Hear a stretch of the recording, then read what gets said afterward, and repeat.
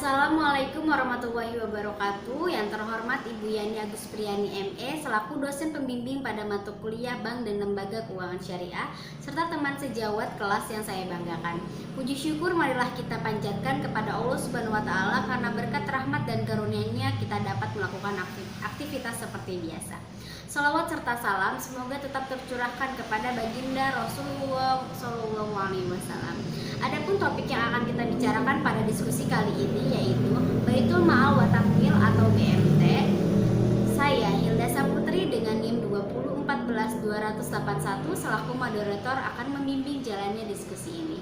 Sebelumnya saya akan memperkenalkan anggota kelompok 9 lainnya yaitu Selvia Nabila Putri dengan NIM 2014285, Angel Ayuning Tias dengan NIM 2014287, dan Rima Rahmayanti dengan NIM 201410110. Rangkaian acara yang akan kita lewati pada diskusi ini antara lain pembukaan, penyajian materi, dan penutup. Acara yang pertama yaitu pembukaan. Marilah kita bersama-sama mengucapkan basmalah. Bismillahirrahmanirrahim.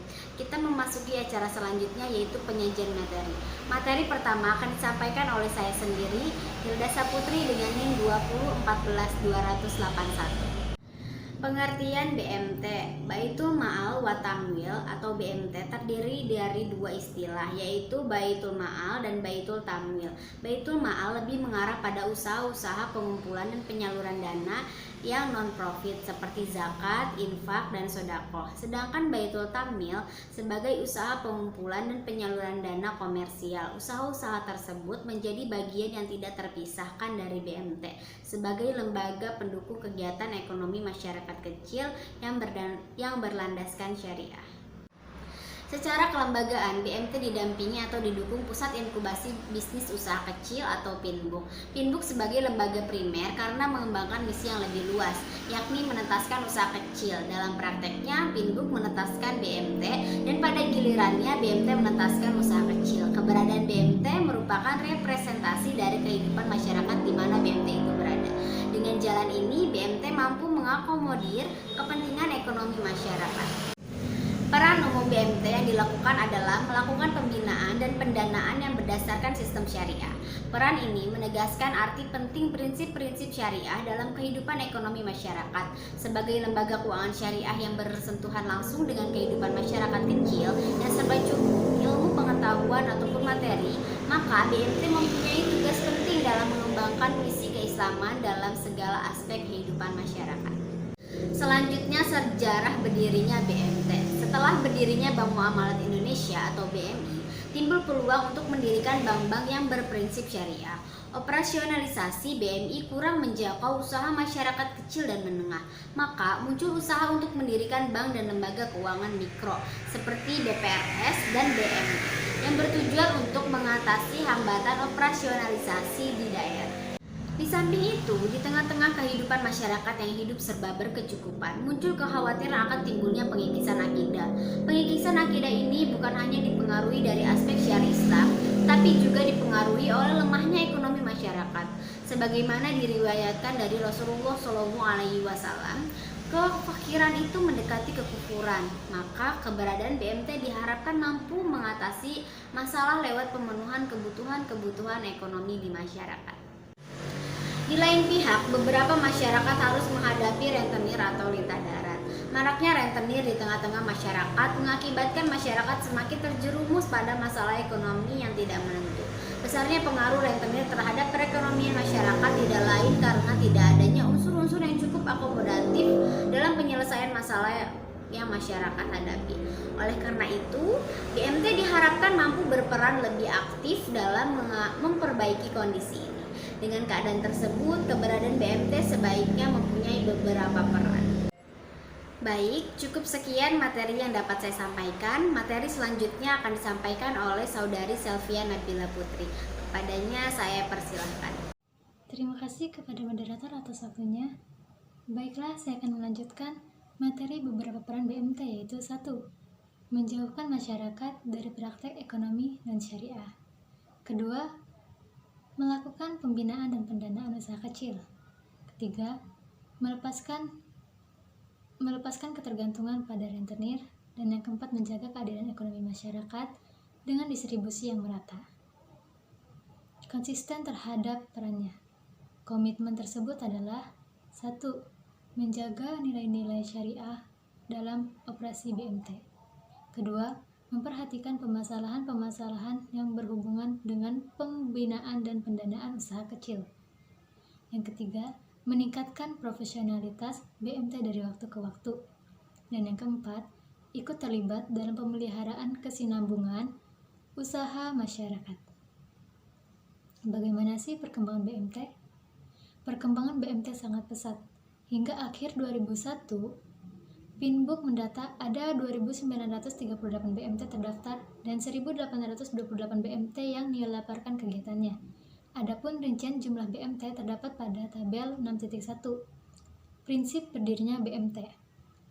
Dalam menjalankan usahanya, BMT tidak jauh dengan BPR syariah, yakni menggunakan 3 prinsip, yaitu 1. Prinsip bagi hasil, 2. Sistem jual beli, 3. Sistem non-profit, 4. Akad bersyaраkat, dan 5. Produk pembiayaan. Untuk meningkatkan peran BMT dalam kehidupan ekonomi masyarakat, maka BMT terbuka untuk menciptakan produk baru. Dengan syarat, yaitu 1. Sesuai dengan syariat dan disetujui oleh Dewan Syariah. 2. Dapat ditangani oleh sistem operasi BMT bersangkutan.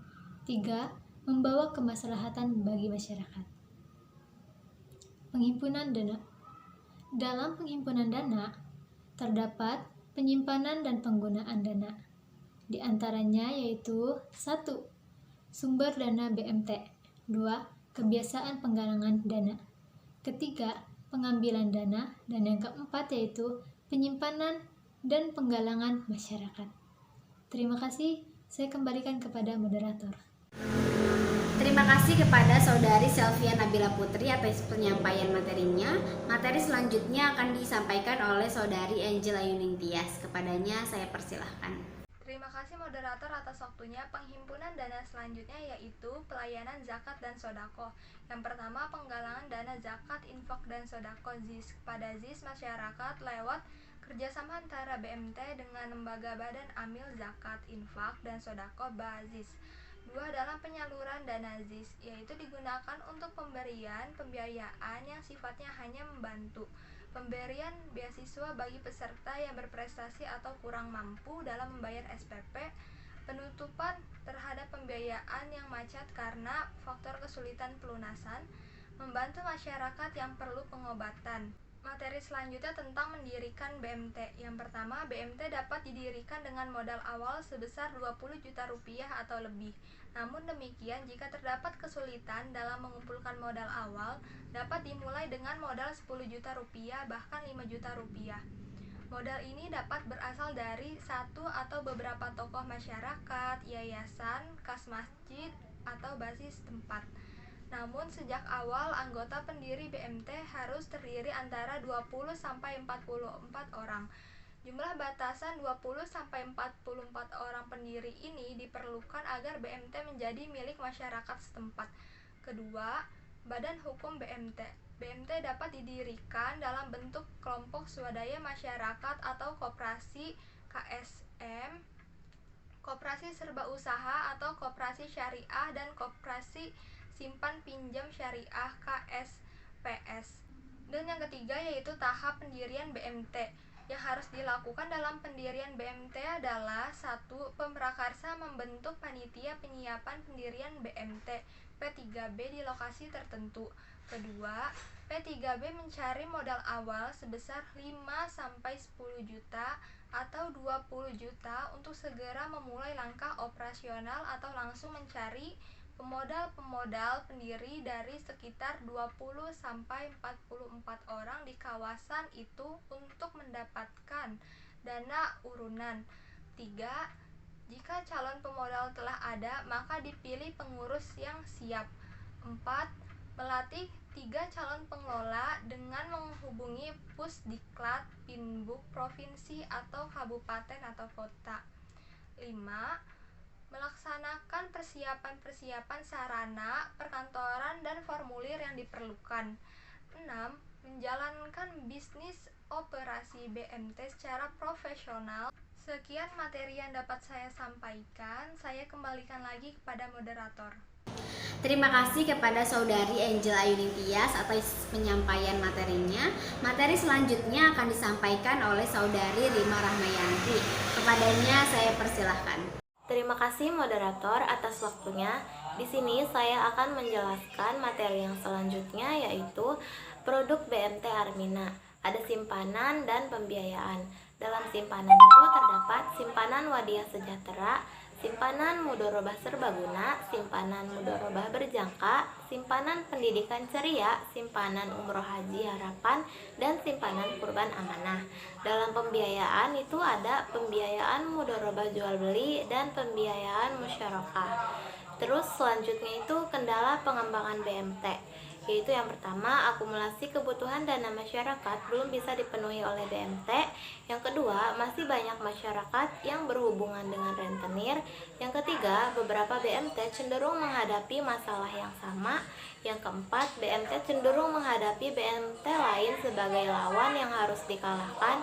Yang kelima, cenderung menyalahkan pengelola untuk berorientasi pada persoalan bisnis.